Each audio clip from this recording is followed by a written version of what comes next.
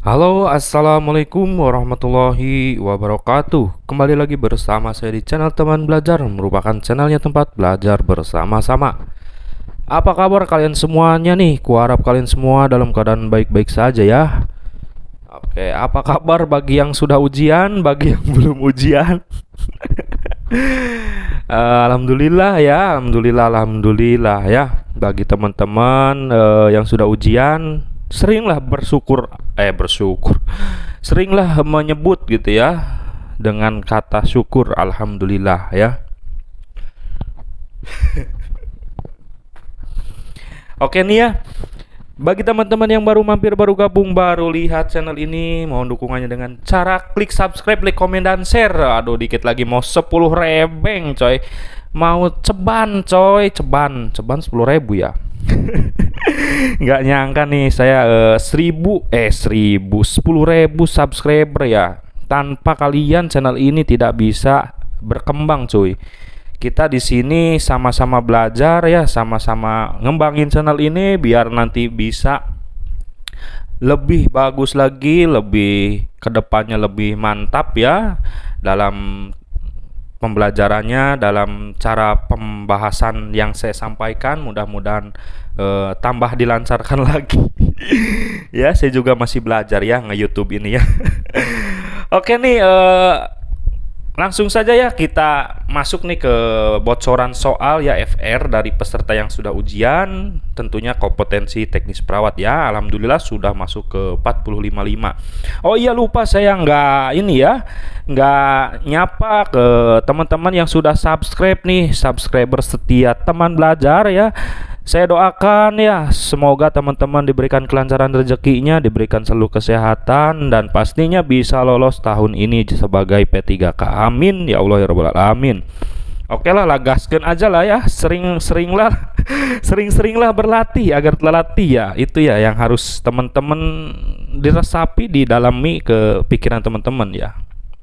Karena pengulangan itu ya ilmu yang benar-benar ini ya, nggak bisa apa ya,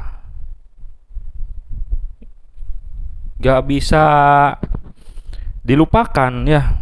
Pasti ingat terus ketika sesuatu itu diulang terus menerus, pasti ingat terus begitu.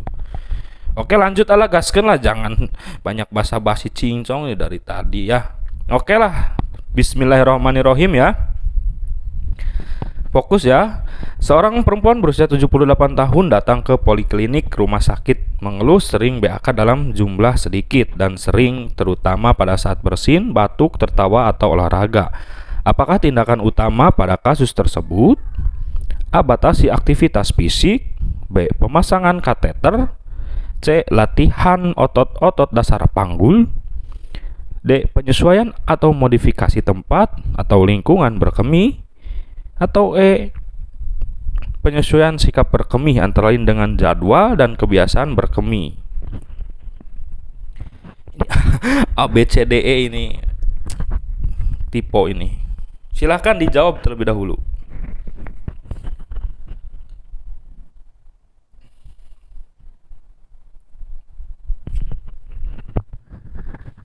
Oke, sudah ya? Harusnya sih sudah ya. Baik, kita bahas bersama di sini ya. Aduh, mana ini kursornya nggak ada ya? Oh, caranya. Oh, ini pakai WVS. Ya, tindakan utama nih yang ditanyakan. Ya, tindakan utama pada kasus tersebut apa? Nah, kasusnya apa? Langsung nih kita ke mengeluh sering BAK ya, sering kencing ya. Jumlahnya sedikit. Nah, ya. Dan sering, nah, jadi sedikit tapi sering itu mengganggu banget gitu ya. Ngompol terus ya, wajar ya, udah sepuh lansia ya, terutama pada saat bersin, batuk, tertawa, atau olahraga. Nah, tindakannya apa? Apakah batasi aktivitas fisik? Jelas tidak ya. Pemasangan kateter, apakah pemasangan kateter teman-teman? Bukan ya. Yang namanya pasang kateter itu ketika tidak bisa kencing. Nah, retensio ya,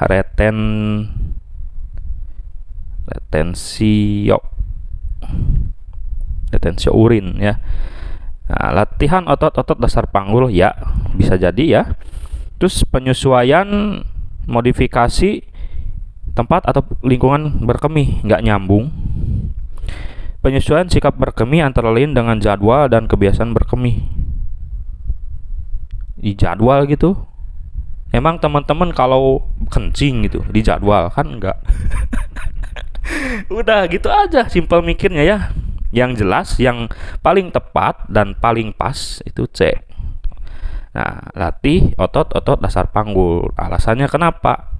Jadi ini tuh otot-otot perkemihannya itu dikarenakan sudah lansia menurun ya. Nah, jadi bisa kita latih itu. Nah, ketika otot-otot berkemihnya perkemihan gitu menurun kan jelas ya. Pasti rembes tuh bocor gitu. Gitulah analoginya gitu simpelnya teman-teman ya. Oke lah lanjut lah ya. Masa salah sih jawab soal ini ya teman-teman, harusnya betul ya.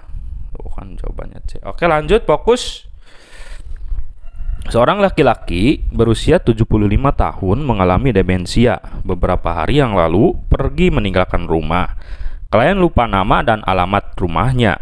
Setelah ditemukan, klien dibawa ke geriatrik. Nurse S sebagai konselor di poli tersebut, apakah tindakan utama pada kasus tersebut? A. Berikan terapi obat tidur. B. Melarang untuk keluar dari rumah. C. Membawa lansia ke panti wereda. D. Memberikan identitas diri. Atau E. Mengurung dalam kamar. Silakan dijawab, waktunya 5 detik dari sekarang.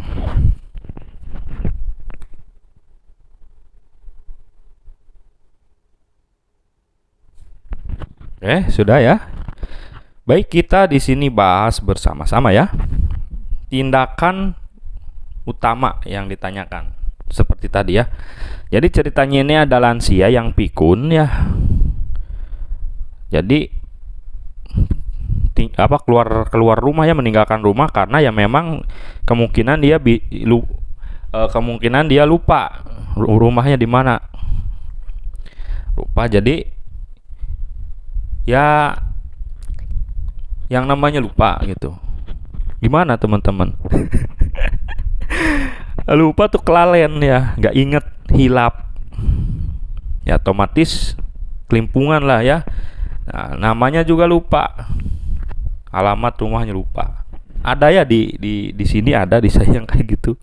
Udah lansia, kasihan itu, jangan ya harus waspada ya, harus benar-benar dipantau bersama-sama, baik tetangga, keluarga, apalagi ya. Barangkali nanti kejadian seperti di soal ini, kasihan. Ya, setelah ditemukan ini kalian dibawa ke poli. Nah, ditemukannya misalkan sama orang lain atau penolong lah ya, dibawa ke poli ceritanya. Nah, NSS ini, konselor poli ini apa harusnya? Apakah diberi obat tidur? Nggak nyambung. Ya, melarang untuk keluar rumah? Nggak nyambung. Orang ini lagi di poli posisinya ya. Mengurung dalam kamar? Nggak nyambung. Membawa lansia ke panti wereda? Nggak juga. Ini ya yang betul. Memberikan identitas diri. Ya, memberikan identitas diri. Identitas diri di mana? Ini kan lupa namanya. Ditanya kan otomatis gak jawab, orang lupa. Ya kita bisa nanti kolaborasi ya sama yang namanya dinas sosial, dinas kesehatan. Nah ini nih jawabannya D ya. Nanti bisa koordinasi dengan dinsos, dinas sosial setempat. Oke, nanti biasanya dinsos ini kan ya, mencari gitu, mencari-cari siapa yang merasa kehilangan gitu kan. Itu ya, mantap ya. Ya lanjut soal berikutnya. Nyonya usia 26 tahun baru memiliki anak bayi usia 6 bulan. Beliau sudah selalu menolak jika suami mengajak berhubungan karena beliau belum suntik KB dan akan berencana suntik KB besok pagi. Planning untuk suntik KB yang dilakukan oleh Nyonya A di atas termasuk salah satu pencegahan apa? Nah, ini masuk ke ujian FR ya. Ke ujian FR. Ke ujian P3K. A sekunder, B tersier, C kuratif, D. Rehabilitatif, atau E. Primer? Silakan dijawab, waktunya 5 detik dari sekarang.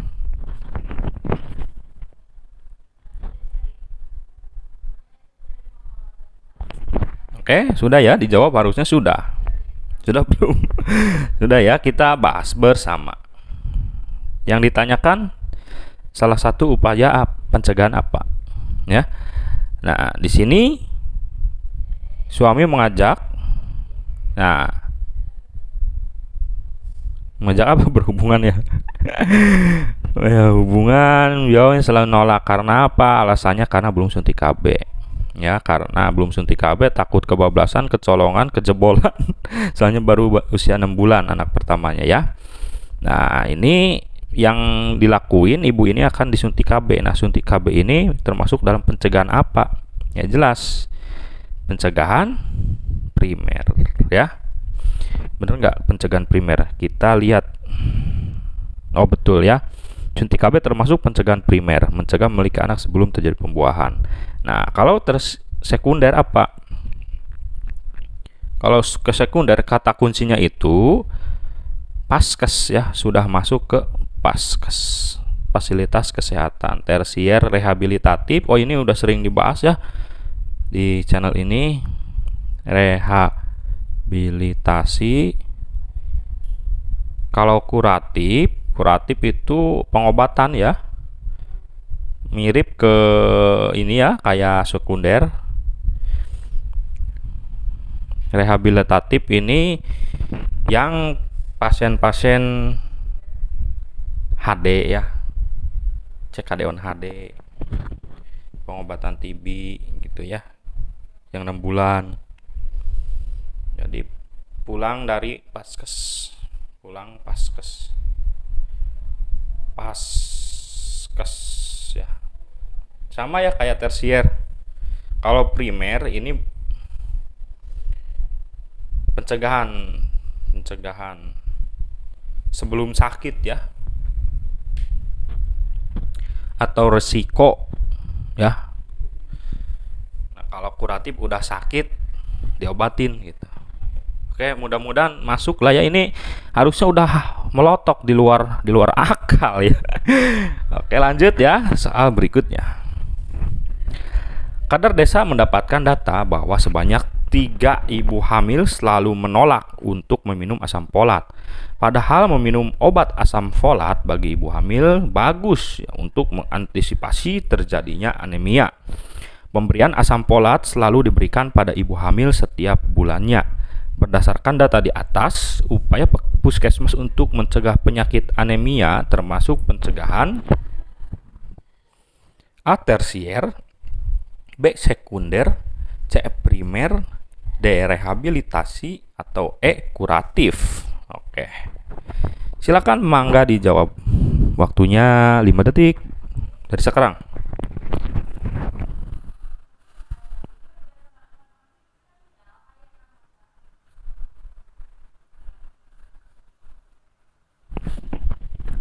Oke, sudah ya, udah lebih malah 5 detik. Baik, kita bahas bersama upaya pencegahan ya, termasuk apa nih? Sama kayak tadi ya. Jadi ceritanya ini ada ibu hamil yang diberikan asam folat cuman menolak gitu ya, selalu menolak, padahal bagus ya. Nah, ceritanya gitu awalnya ya, supaya apa? Asam folat biar nggak anemia ya. Nah, ini upaya puskesmas ini apa nih? Nah, selalu memberikan asam folat kepada ibu hamil setiap bulannya. Ya jelas untuk mencegah terjadinya anemia. Ya nggak? Mantep ya? Mengantisipasi itu. Nah, ini kata kunci cuy. Ya, anemia. Ya. Sehingga jawabannya ya tidak lain dan tidak bukan C. Ya. Harusnya sih jangan salah teman-teman ya. Oke, jawabannya C ya. Rasionalnya yaitu ya tindakan yang dilakukan ya, tentunya mengantisipasi jelas ya. Terus pencegahan terjadinya anemia ya. Nah, kalau misalkan pertanyaannya Prinsip nih, prinsip etik keperawatan misalkan apa pertanyaannya? Pertanyaannya jawabannya. Misalkan pertanyaannya di kasus ini kan ini upaya ini ya. Nah, misalkan diganti nih. Prinsip prinsip mana ini tulisannya? Prinsip etik. Nah, jelas ya. Ini merupakan otonomi ya, karena selalu menolak ya. Ya gimana ya, orang udah nolak jangan dipaksa ya. Yang penting kita udah memberikan edukasi ya tentang baik dan buruknya jika tidak minum, dan jika minum itu manfaatnya apa. Tapi dia nggak mau minum ya, selalu nolak. Nah, ya udah jangan dipaksa, otonomi. Nah, itu ya, mantap ya. Lanjut soal berikutnya. Pasien Z usia 29 tahun terdiagnosa gagal ginjal. Pasien dibawa ke RSUD untuk dilakukan perawatan. Pasien mengatakan selalu minum kemasan dan serba instan. Jarang minum air putih karena tidak ada rasanya. Nggak enak gitu. Pasien menginginkan cepat pulang, tapi hasil lab menunjukkan hasil yang belum stabil sehingga perlu perawatan. Berdasarkan kasus di atas, termasuk ke dalam A. Sekunder, B. Primer, C. Tersier, D. Rehabilitasi, atau E. Preventif. Silahkan dijawab.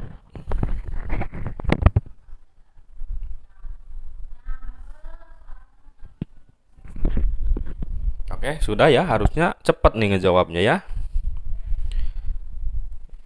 Karena sudah beberapa kali dijelasin ya. Nah, apa nih termasuk ke dalam apa? Upaya kesehatan apa? Ya. Nah, di soal dijelaskan ini pasien CKD ya. Gagal ginjal. Oh iya, belum ya. Ini ceritanya bukan CKD ya. Bukan CKD on HD. Baru terdiagnosa ya, bener CKD ya. Kalau misal beda ya, kalau diagnosa itu beda antara CKD on HD itu beda ya. CKD itu terdiagnosa pas saat awal dia terdiagnosa menderita penyakit GGK, gagal ginjal GGA, gagal ginjal akut. Nah, kalau CKD on HD itu GGK, gagal ginjal kronis, udah lama. Jadi ini terdiagnosa ginjal awal nih. Nah, karena apa nih? Awas ya teman-teman ya.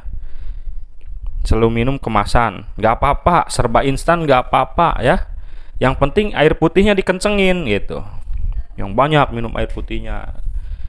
8 liter ya. 8 liter. 8 gelas ya. Sehari. Ya, jadi bukan 8 gelas ya. Iya bener 8 gelas sehari, maksudnya bukan 8 liter. 8 gelas sehari 2 liter ya. 2 liter minimal itu. Nah, insya Allah terdotoksifikasi nanti ininya ya, racun-racun tubuhnya ya. Nah, pasien menginginkan cepat pulang, tapi hasil lab menunjukkan hasil. Jelas ini ya, jelas banget jawabannya A. Udah masuk paskes ya. Ini udah masuk paskes mana nih? RSUD ya. Nah, kalau misalkan gini ya, misalkan gini ceritanya, ini kan pulang nih. Nah, misalkan hasil labnya sudah menunjukkan stabil ya, ini stabil, pulang tuh. Edukasinya apa? Edukasi pada pasien dengan gagal ginjal. Edukasinya jelas ya. Batasi cairan. Nah, gitu ya. Nyambung ya. Batasi cairan. Nah, batasi cairan. Kemudian misalkan ada lagi nih pertanyaan. Nah, dihapus dulu. Nah, pertanyaannya, ini pulang dengan terdiagnosa gagal ginjal. Nah, Terus diedukasi lagi. Nanti di HD ya, di hemodialisa hari Senin, Kamis gitu ya, misalkan ya. Kan seminggu 2 kali ya biasanya. HD Senin Kamis ya, gitu. Nah ini HD Senin Kamis kan pulang kan. Terus nanti di HD ya Senin Kamis. Nah di HD Senin Kamis ini termasuk upaya apa? Nah upaya apa coba? Upaya tersier ya. Tersier bisa ya. Ini kan sudah keluar paskes rehabilitasi ya. Ini sama nih kayak rehabilitasi. Kayak gitu teman-teman ya. Jadi pasien HD ya, cuci HD-nya itu yang udah berjalan Senin Kamis, udah terjadwal, itu masuknya ke tersier ya, atau rehabilitasi. Sama aja sih. Kayak gitu. Mantap ya. Langsung dapat tiga ilmu. 3 ilmu ya. Ilmu apa ngepet? Ilmu hitam, ilmu putih. Oke, lanjut. Fokus ya. Soal, oh betul ya, sekunder. Fokus ke soal. Yang mau minum dulu, monggo. Ngopi dulu, ngudud dulu. Oke, bismillahirrahmanirrahim. Hasil pengkajian di kelurahan ditemukan data peningkatan 20% kasus baru penyakit menular TBC. 60% merasakan adanya gejala penyakit. 50% keluarga bekerja sebagai buruh. 70% keluarga prasejahtera, serta 50% penderita jarang meluangkan waktu untuk memeriksakan diri di paskes, fasilitas kesehatan. Apakah diagnosa keperawatan pada kasus di atas? A. Kesiapan meningkatkan manajemen kesehatan. D. Ketidakefektifan pemeliharaan kesehatan. C. Ketidakefektifan manajemen kesehatan.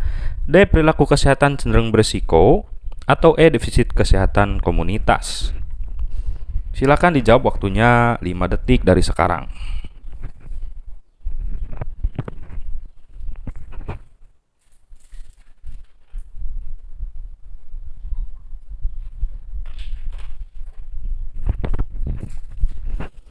Oke, sudah ya, mantap. Dijawab sudah? Harusnya sih sudah ya. Yang ditanyakan diagnosis keperawatan ya, kasus di atas ini apa? Jadi ceritanya ini di komunitas ini ada nih di ujian kemarin ya, saya ujian ada keluar yang soal-soal kayak gini yang membingungkan otak sampai pening ya. Ya, ditemukan data peningkatan 20% kasus baru.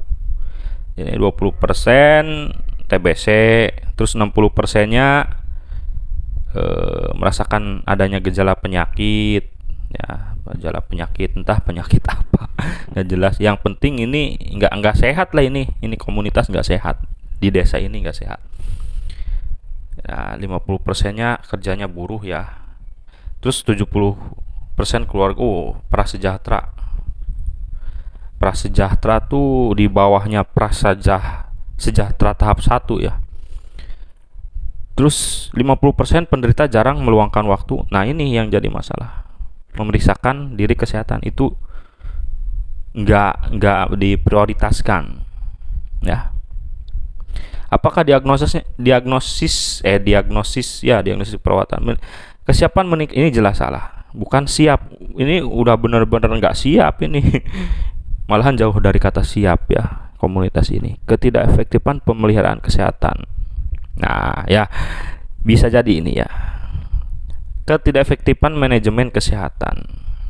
Ini manajemen enggak ya? Kalau manajemen itu contohnya kayak udah mengikuti pengobatan ya, terus obatnya habis, nah nggak dilanjutin dengan berbagai alasan alibi, itu kurang memanajemen kesehatannya. Jadi udah tahu tuh sakitnya, udah tahu cara ngobatinya, udah tahu, tapi perilakunya dia enggak menunjukkan ke arah biar dia sembuh gitu. Begitu loh ya.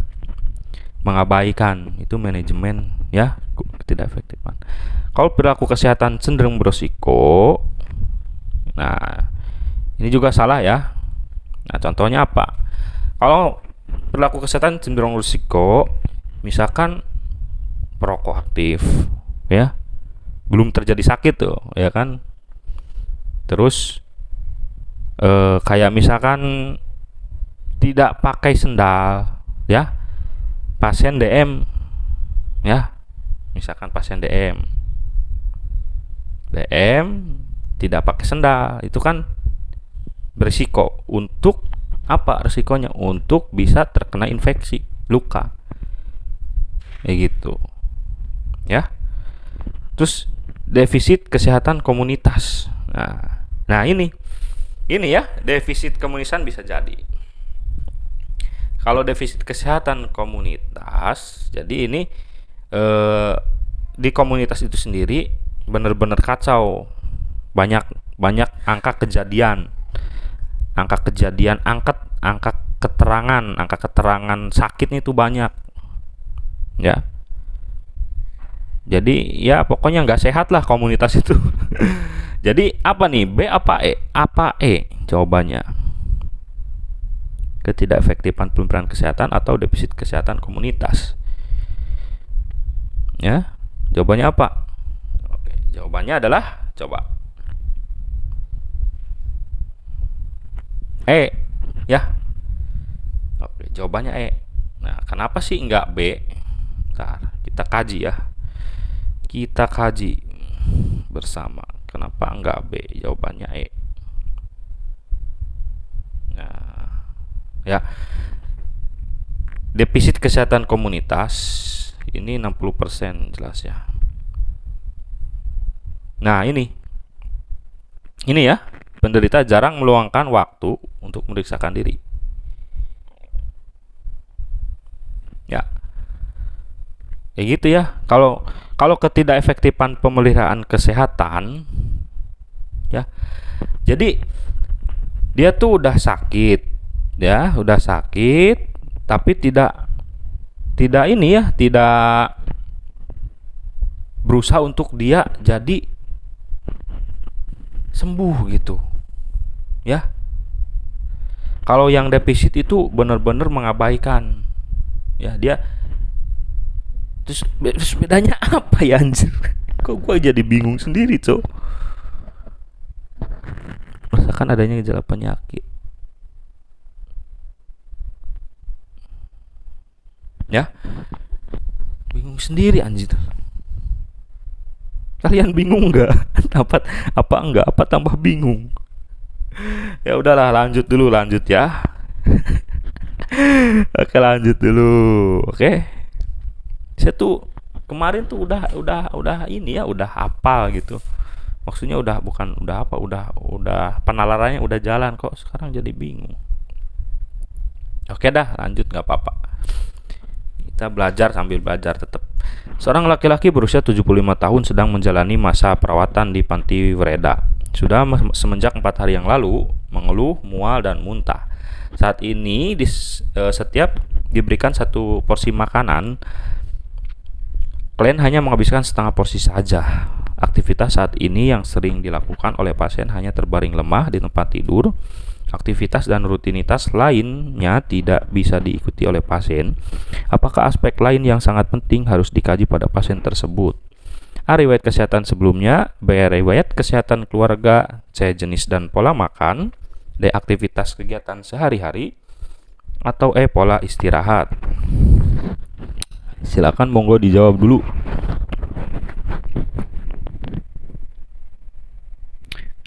Oke, sudah ya, dijawab. Ini ada kata kunci sebenarnya ya, yang saya baca. Nih, yang ditanyakan, yang terpenting yang harus dikaji ini kan belum terkaji ya. Yang pentingnya itu belum terkaji. Apa? Nah, di soalnya ini ada cerita nih. Nah, ini saat ini yang sekarang nih, saat ini diberikan satu porsi makanan, kalian hanya bisa menghabiskan 1/4 porsi. Nah, sehingga aktivitasnya itu jadi lemah ya, lemes karena kurang asupan makanan, terbaring lemah gitu kan di tempat tidur, pengennya tidur mulu gitu ya, ya jelas. Nah ini jenis dan pola makanan. Kalau riwayat kesehatan sebelumnya tidak nyambung, nggak nyambung. Ini enggak. Yang lebih penting untuk kita kaji itu kan ini. Nah, seperempat porsi makanan. Jenis dan pola makanannya apa? Supaya kita bisa menaikkan yang seperempat ini, misalkan jadi setengah gitu ya, dari setengah nanti satu porsi. Nah dengan ini jenis pola makanannya apa nih, misalkan oh nggak mau ini, pengennya itu, ya udah kita kasihin itu gitu. Ya itu ya, mantap. Penalaran nih bukan sering ya, kemarin keluar yang model-model penalaran model gini tuh keluar cuy. Saya nggak dapat hitungan, nggak ada sih di hitungan, cuman satu ya. Kata kuncinya hanya menghabiskan setengah porsi, seperempat porsi saja. Oke lanjut. Dari hasil pengkajian terhadap seorang pasien perempuan berusia 80 tahun yang sudah dirawat di panti selama 4 tahun, didapatkan data sebagai berikut. Pasien terlihat bingung, cemas, paranoid, gelisah, mudah tersinggung dan marah, tidak konsentrasi, sulit untuk memecahkan persoalan. Pasien mengatakan sudah mengalami kemunduran dalam merasakan rasa makanan. Apakah diagnosis keperawatan yang tepat untuk kasus di atas?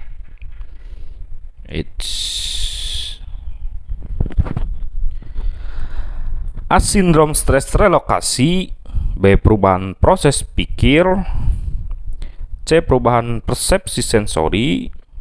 D. Kurang pengetahuan, kebutuhan belajar mengenai kondisi prognosis dan pengobatan. Atau E. Ketidakefektifan coping individu. Silakan dijawab, waktunya 5 detik ya. Oke, 5, 4, 3, 2, 1 sudah. Yang ditanyakan adalah diagnosa keperawatan yang tepat. Nah di sini terlihat bingung ya, cemas, paranoid, gelisah, mudah tersinggung, tidak konsentrasi, sulit memecahkan masalah persoalan. Nah ini pasien mengatakan sudah mengalami kemunduran dan dalam merasakan rasa makanan.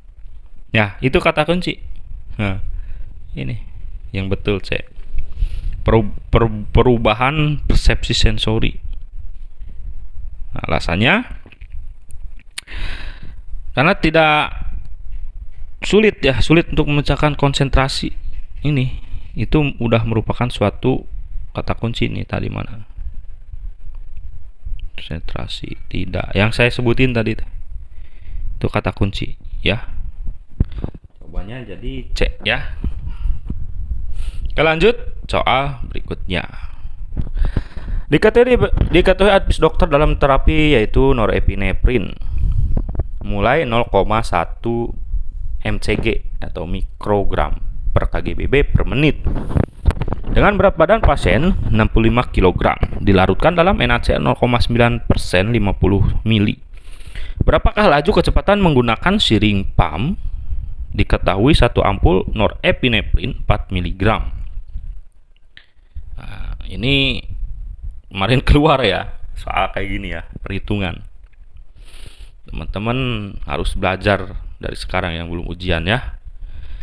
A 1,875 cc per jam, B 2,875 cc per jam, C 3,875 cc per jam, D 4,875 cc per jam, atau E 5,875 cc per jam. Silakan dikotret, dihitung ya, dipikir. Oke ya, ini PR ya buat teman-teman ya, buat belajar. Nanti kita bahas di video selanjutnya ya. Di part selanjutnya kita bahas PR ini. bersama-sama. Tapi sebelumnya teman-teman bisa tulis dulu di kolom komentar jawabannya apa serta alasannya apa, biar inget. Nah, kalau cuman hanya opsi aja, biasanya nggak inget. Biasanya nggak inget gitu. Oke, silakan dijawab ya. Oke ya, terima kasih bagi teman-teman yang sudah belajar di channel ini. Alhamdulillah ya. Jangan bosan-bosan ya di channel ini ya. Kalau yang bosan ya udahlah, tinggalkan. Tinggalkan aja ya. Kalau bosan, saya sih nggak memaksakan teman-teman untuk bisa harus di sini belajarnya, harus nontonin channel ini, enggak. Saya sih fleksibel orangnya. Kalau misalkan seneng sama yang apa saya sampaikan, sama teknik pembelajaran saya, ya monggo, alhamdulillah ya. Kalau enggak ya enggak apa-apa, enggak jadi persoalan, enggak jadi masalah. Mohon dukungan ya. Bentar lagi 10.000 ya. Mudah-mudahan bisa tembus ya hari ini, besok, lusa. 10.000. Bersyukur ya. Enggak nyangka sebenarnya ya bisa kok gede gitu. Padahal sih saya iseng ya buat konten YouTube sambil saya belajar kayak gitu ya. Ya udahlah, kok jadi curhat. Oke, jangan lupa ya klik subscribe yang belum subscribe, yang loncengnya belum dibunyiin dulu ya, agar nanti update terus ketika video baru dari saya, langsung teman-teman ada notif ya. Oke, sampai ketemu di pembelajaran selanjutnya. Assalamualaikum warahmatullahi wabarakatuh.